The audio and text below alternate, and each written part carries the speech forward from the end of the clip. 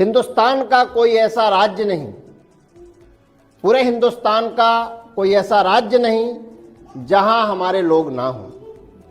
पहले हम केवल सिमरिया अस्पताल में चिकित्सक हुआ करते थे, रीवा में हमारी क्लिनिक थी।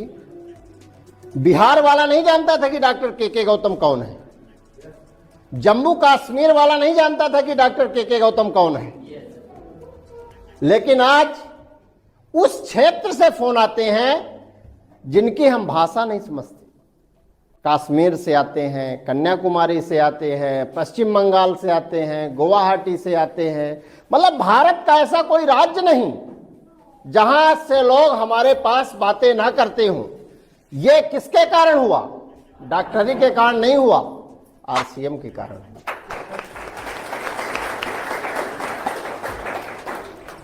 अभी हम दिल्ली गए थे और दिल्ली में एक घटना हुई हमारे साथ। हम मेट्रो स्टेशन में जा रहे थे ट्रेन पकड़ने के लिए, तो पीछे से 8-10 लोग दौड़ रहे थे। तो हम पीछे मुड़ के देखे कि भाई क्या हो गया। हमें लगता है कोई घटना वटना हो गई क्या, मेट्रो में कोई बम बम तो नहीं रखा। तो देखे कि वो दौड़ते हुए इधर आ रही हमारे तरफ। हम खड़े हुए और वो वास्तव में रियल घटना हम आपको बता रहे हैं। और वो 3-4 महिलाएं थी, 3-4 पुरुष और कुछ बच्चे थे। और वो आके मतलब इस तरह का अभी हमने दृश्य कभी नहीं देखा, हमारे पैरों में पड़ गई। ना हमारे रिश्तेदार हैं, ना हमारे कोई जान पहचान वाले हैं। पहली बार वो केवल हमको जूम में देखते थे। तो इसके बाद उनकी आंखों में आंसू आए और खड़े होके वो बोले कि आप डॉक्टर के गौतम हैं। हम कहे हाँ। कहन कि आपके दर्शन के लिए हम लोग लालायित थे, आज आपके दर्शन मिले। मतलब इस तरह का भाव देख के, दृश्य देख के अपने हम लाइफ में कभी ऐसा देखे नहीं थे जो आरसीएम में आने के बाद हमको देखने को मिला। आरसीएम 1 रुपए ना दे, आरसीएम 1 रुपए भी ना दे, लेकिन वो सम्मान देता है, वो आत्मसम्मान देता है जो आपको पैसे से भी नहीं मिल सकता। जब लोगों की दुआएं मिलती हैं और किसी की तकलीफें दूर होती हैं। लोग कहते हैं डॉक्टर साहब आप आरसीएम क्यों करते हैं,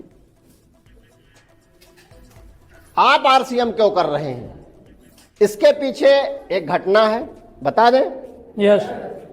हम आरसीएम क्यों कहिए, हम अपनी रियल घटना आपको बता रहे हैं। 2017 में हमारी ज्वाइनिंग आदरणीय आरबी द्विवेदी सर के माध्यम से हो गई थी। एक बार मैं चाहूँगा कि आदरणीय आरबी द्विवेदी सर के लिए ताली बजाइए आप लोग।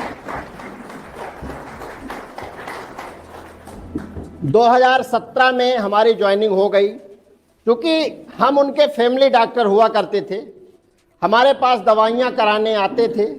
उनके फैमिली में कोई भी बीमार होता था, दवा हम ही करते थे। चाहे उनकी मैडम हो, चाहे बच्चे हो, चाहे बहू हो, कोई भी हो, दवा हमसे कराते थे। हम घटना बता रहे थे कि हम आरसीएम क्यों की। तो 2017 में हमारी ज्वाइनिंग तो हो गई। आरबी सर बोले कि डॉक्टर साहब अपना आधार कार्ड, पासबुक और फोटो दे दीजिए। हम कहे आज तक तो कोई मरीज किसी डॉक्टर का आधार कार्ड नहीं लिया, पासबुक नहीं मांगा। ये बात क्या हो रही है कि हमारा ये आधार कार्ड, पासबुक और फोटो मांग रहे हैं। लेकिन अब चूंकि आरबी सर के इतने अच्छे संबंध थे, हम उनसे पूछ नहीं पाए कि किस लिए आप ले रहे हैं। हम उनको टरका दिए, बोले कि ठीक हम दे देंगे, जैसे हम सब लोग करते हैं ऐसे हम भी कर दिए, ठीक है दे देंगे। अब ऐसे करते करते 2 महीने व्यतीत हो गया, हम उनको नहीं दिए। फिर 2 महीने बाद फिर उन्होंने कहा कि डॉक्टर साहब वो कागज थोड़ा भेज दीजिएगा, तो फिर भी हम नहीं दिए। 1 महीने और व्यतीत हो गया, 3 महीने हो गए। फिर जब तीसरी बार बोले कि डॉक्टर साहब उसको दे दीजिए, थोड़ा जरूरी है, अब ये नहीं बता रहे थे काहे क्या जरूरी है, थोड़ा जरूरी है। तो हमने उनको अपनी मैडम का आधार कार्ड, पासबुक, फोटो दे दिए और उन्होंने हमारी आईडी लगा दी 2017 में। हम सामान नहीं लिए क्योंकि आरसीएम की बात ही नहीं आई थी, सामान नहीं लिए, सामान वही खरीद लिए हमारी आईडी से। ऐसे कुछ लोगों के साथ होता है ना, कुछ लोग खरीद लेते हैं, कुछ लोग नहीं खरीदते। तो जो खरीद लेते हैं उसकी अपलाइन बहुत सौभाग्यशाली है, जो नहीं खरीद पाते हो अपलाइन बेचारी परेशान रहती है बार बार फ़ोन करते। हम नहीं खरीदे, वो हमारी आईडी से सामान खरीद लिए, हमारी ज्वाइनिंग हो गई, हमारे नीचे कुछ लोग जुड़ने लगे और ये सिलसिला चलता रहा। 3-4 महीने बाद अगर सामान दोबारा ना लो तो आईडी टर्मिनेट हो जाती है। तो हमारी आईडी टर्मिनेट ना हो इसको बचाने के लिए वो बीच बीच में 100-200 रुपए का हमारे आईडी में कटा दिया करती थी सामान जी, और वो आईडी टर्मिनेट होने से हमारी बचती रही, हमको बचाए रहे, हमारी सांस चल रही थी। इसके बाद चूंकि हमारे पास 3 क्लिनिक थी, सरकारी नौकरी थी, हमारे पास समय नहीं मिलता था। 100 किलोमीटर हमारा अप डाउन गाड़ी से अपने आते जाते थे, समय बिल्कुल हमारे पास नहीं रहता था। वो देखते थे कि ये बहुत बिजी हैं। इसके बाद क्या हुआ कि अगस्त 2018 की एक घटना है। हमारे बड़े भाई साहब बहुत ज़्यादा बीमार हुए, उनको लीवर में दिक्कत हुई। हम उनको लेके दिल्ली गए और दिल्ली में लगभग 35% पीलिया थी उनको।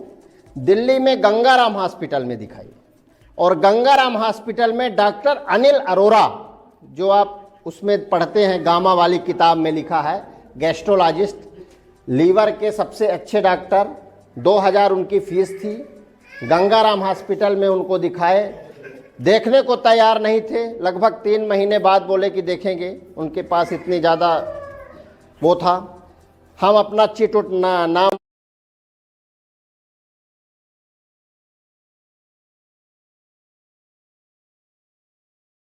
देखने को तैयार हुए और दवाई चालू किए। फिर उसको जब हमारे रिपोर्ट सब उनको रिपोर्ट मंगवाए और देखे, बोले कि डॉक्टर साहब आपके कौन हैं? हम कहन भाई साहब हैं। तो बोले कि आप इनकी दवाई मत कराइए, आप इनको घर ले जाइए। तो हम बोले क्यों? बोले कि इनको जो बीमारी है वो कभी ठीक होने वाली नहीं है और बेफालतू में आप पैसे मत बर्बाद करिए, इनको आप घर ले जाइए। ऐसा उनका वक्तव्य था। हमने कहा कि जब तक सांस है तब तक आस है, ऐसा सुने थे। जब तक अगर किसी के शरीर में सांस है तब तक उसकी दवाई और वो चिंता हमको करनी चाहिए। तो हम बोले कि डॉक्टर साहब इनको आप भर्ती करिए, जो होगा ऊपर वाले के हाथ में है, जो होना होगा होगा ही, आप अपना कर्म करिए, शायद ठीक हो जाए। उन्होंने भर्ती की, लगभग 5 या 6 दिन गंगाराम हॉस्पिटल में भर्ती रहे। 2.5 से 3 लाख का बिल बना और 6वें या 7वें दिनों कोमा में चले गए। पहले तो बोलते चलते थे और सीरियस हो गए।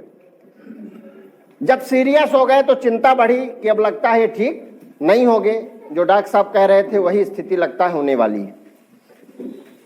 फिर हमने क्या किया कि वहां हमने सर्च किया कि और भी लीवर की कौन सी हॉस्पिटल है। तो पता चला कि यहाँ पर एक हॉस्पिटल है ILBS, institute of liver and biliary centre, Vasant Kunj, Chhatarpur station उतरने के बाद वसंत कुंज है। वहाँ पर डॉक्टर SK सरीन है, पद्म भूषण अवार्डेड है। उनको हमने दिखाने का प्लान किया और वहाँ से एम्बुलेंस बुक करके सीधे ILBS हॉस्पिटल गए। वहाँ पर उस समय सरीन साहब नहीं मिले, कोई जूनियर डॉक्टर थे गैस्ट्रोलॉजिस्ट, उनको हमने दिखाया। लीवर की पूरे भारत में उससे बड़ी कोई हॉस्पिटल नहीं है, लीवर और किडनी का केवल वहाँ इलाज होता है। उनको हमने दिखाया, देखे सुने, बोले कि डॉक्टर साहब आप इनको घर ले जाइए, इनको क्यों लाए हैं और बिल्कुल ले जाइए, पैसा मत बर्बाद करिए।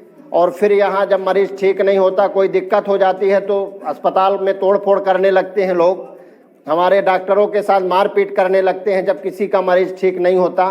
तो आप इनको घर ले जाइए, यहाँ इनका इलाज नहीं होगा। तो हमने बताया कि हम भी डॉक्टर हैं, आप इलाज करिए, जो होगा देखा जाएगा। और उन्होंने इलाज शुरू किया और पर डे 50,000 रुपये लगता था। ICU में थे, 50,000 के आसपास पर डे लगता था। 11 दिन तक आईसीयू में रहे, 12वें दिन होश में आए, और जब होश में आए तब लगा कि अब ठीक हो जाएंगे, और उनका ट्रीटमेंट फिर जनरल वार्ड में शिफ्ट हुए। फिर इस तरह से हम 1.5 महीना दिल्ली में रहे। उनके इलाज के दौरान 1.5 महीने दिल्ली में रहे। 1.5 महीने तक हमारी क्लिनिक बंद रही। अस्पताल में चूंकि मेडिकल लगाए तो सैलरी तो मिल गई, लेकिन क्लिनिक में जो भी मिलता था वो 0 हो गया। हमारे अकाउंट में जितना पैसा था लगभग 16-17 लाख रुपए उस समय पूरा उनकी दवाइयों में चला गया। पूरा दवाइयों में हम 0 हो गए।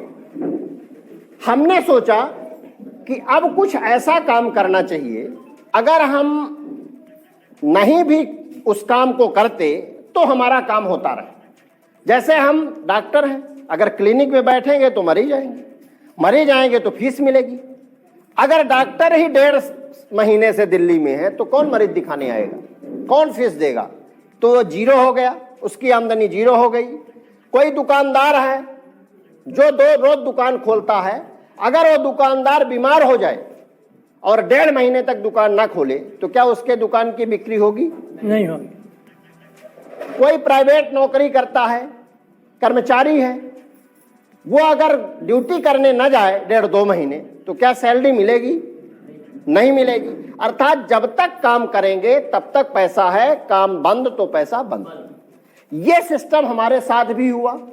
और दिल्ली में आरबी सर हमारी चूंकि खोज खबर लेते रहते थे और पूछते रहते थे कैसी है तबीयत भाई साहब की, तो हमने बताया कि तबीयत तो ठीक है। और वहाँ से हमने संकल्प किया दिल्ली में कि अब कुछ ऐसा काम करना है जिससे हमको किसी एक चीज के ऊपर डिपेंड ना रहना पड़े, और वो काम हम ना भी रहें और काम होता रहे। ऐसा हमने संकल्प किया और उस संकल्प के साथ हम वापस रीवा आए 28 सितंबर 2018 को।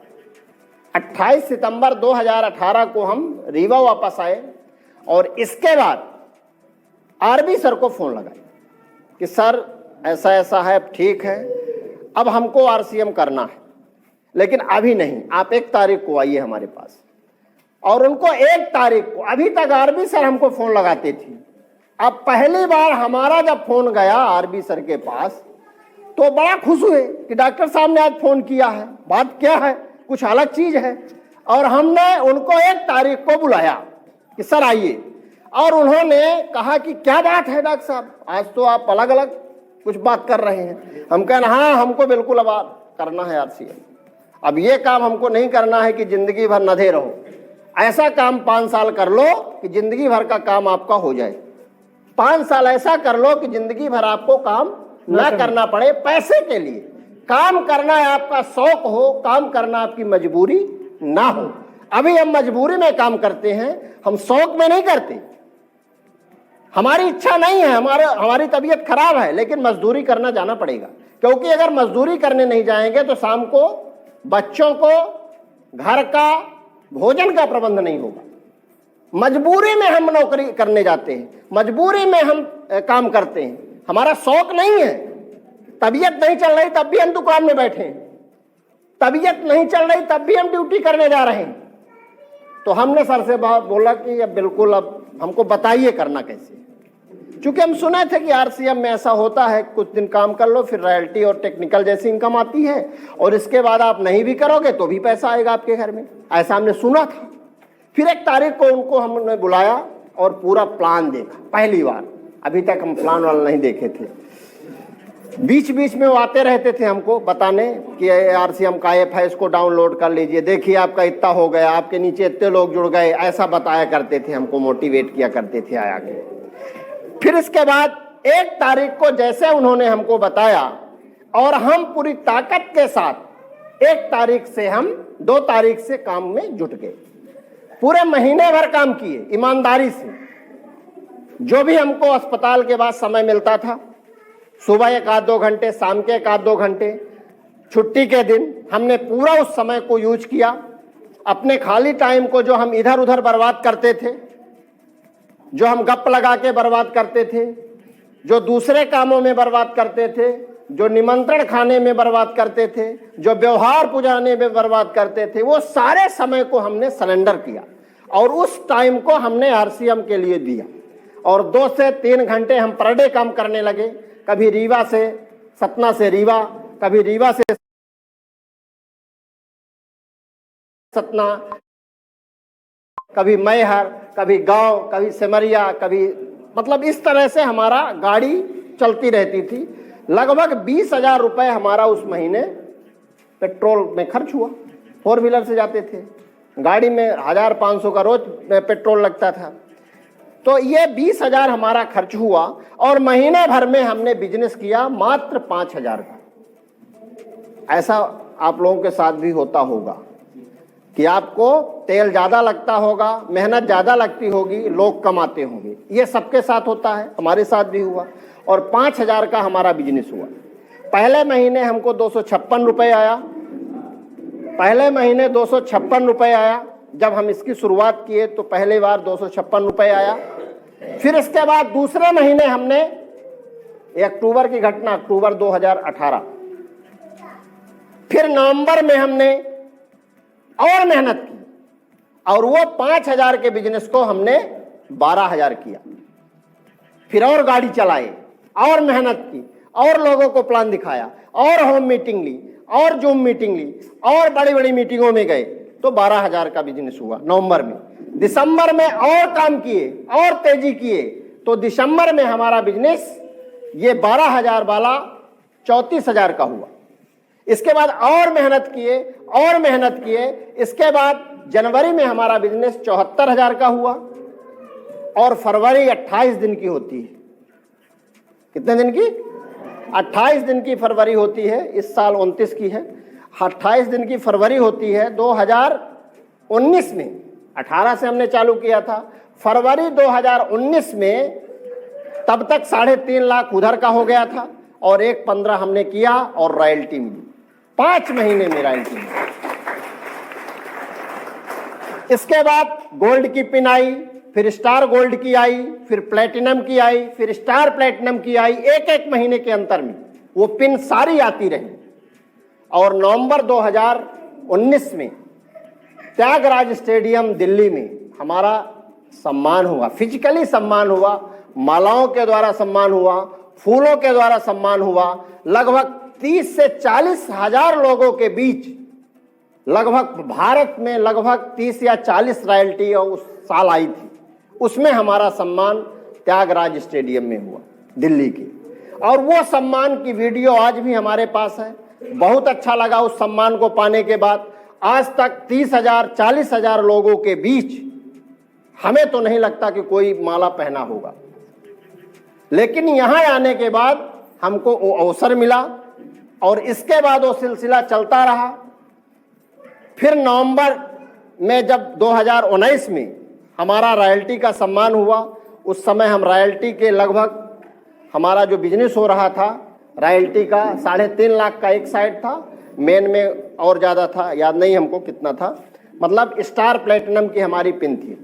इसके बाद दिसंबर 2019 में 3.5 का हुआ, फिर जनवरी 3.5 का हुआ, फिर फरवरी में कोरोना आ गया 2020 में, तो वो 3.5 वाला 3.20 में हुआ। तो 3 महीने लगातार 3.5 करना पड़ता है, तो टेक्निकल क्वालिफाई नहीं हो पाए।